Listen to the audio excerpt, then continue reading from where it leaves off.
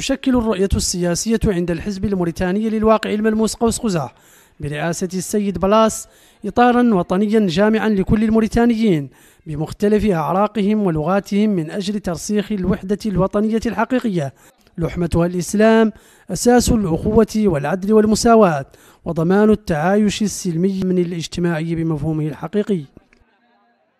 Je vais dire qu'aujourd'hui c'est l'ouverture de la campagne et nous demandons à l'ensemble des Mauritaniens de voter pour les candidats à la députation du docteur Brahim Moultagri. Nous demandons aux Mauritaniens de voter pour Mohamed Oulbaba à la mairie de Riyad. Nous demandons aux Mauritaniens de voter pour les régionales pour Wan Amadou Alpha. Nous demandons aux Mauritaniens de voter pour la liste des femmes, Djeynaba Diabira. Nous demandons aux Mauritaniens de voter pour la députation de Abdoulaye Malik Sy au niveau de Riyad.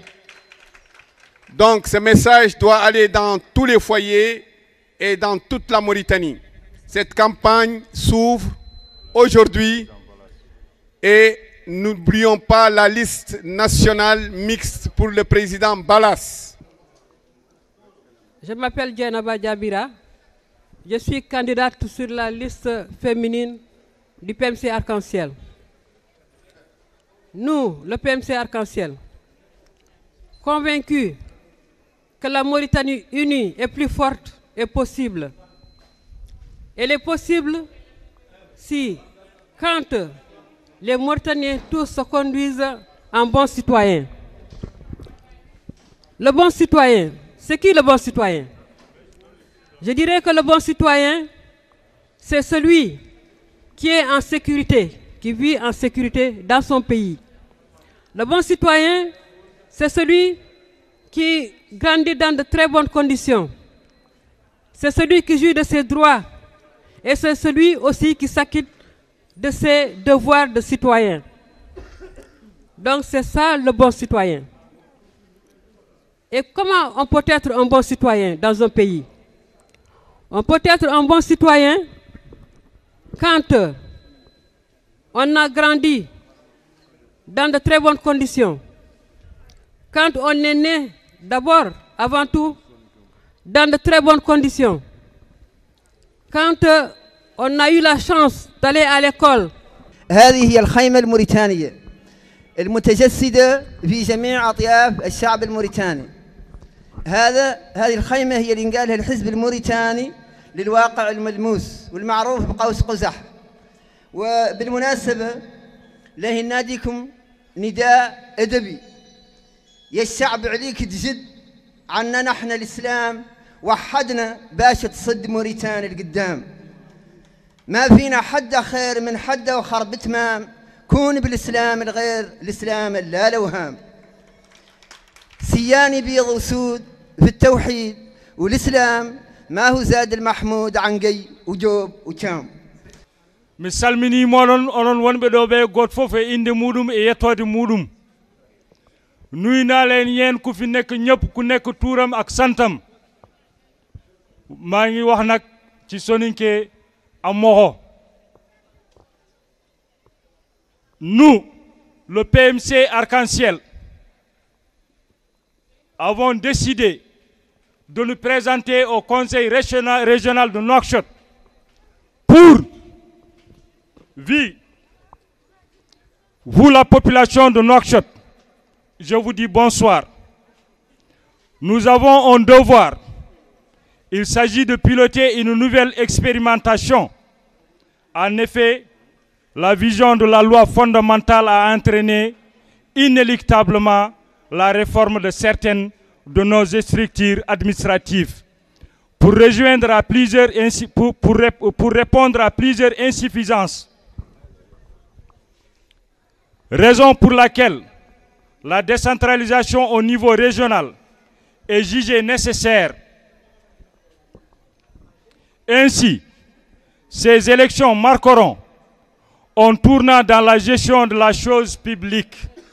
إن هذا الحزب برؤيته الواسعة هذه والعابرة للإذنيات والقبائل والفئات الضيقة يتقدم إليكم في هذه الانتخابات الحاسمة بنخبة من المترشحين الأكفاء على مختلف اللوائح، ساعيا لنيل ثقة الناخبين الموريتانيين من أجل تنفيذ برنامج انتخابي طموح من سيلبابي إلى بيرمقرين، جوهره الكفاءة والنزاهة والوحدة الإيجابية في إطار التنوع الخصب لنسيجنا الثقافي الموريتاني العربي والإفريقي معا. كونكسيون مانكيني تورم أكسنتم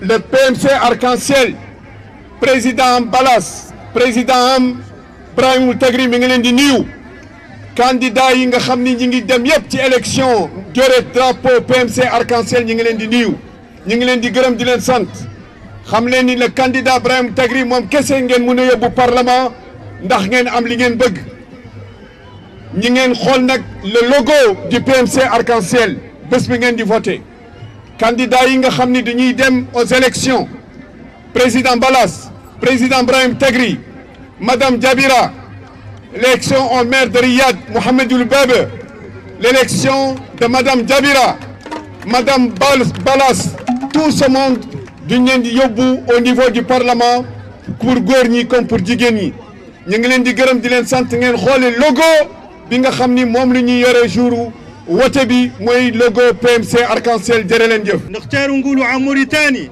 عنها منطقة من العالم، وذيك المنطقة من العالم فيها الناس وفيها أجناسها وألوانها، وعنها محكوم عليها بأنها تتعايش وبأنها تعود نترتها واحدة وهدفها واحد هو بناء الوطن وفي ظروف نقدروا نتعايشوا فيها كاملين.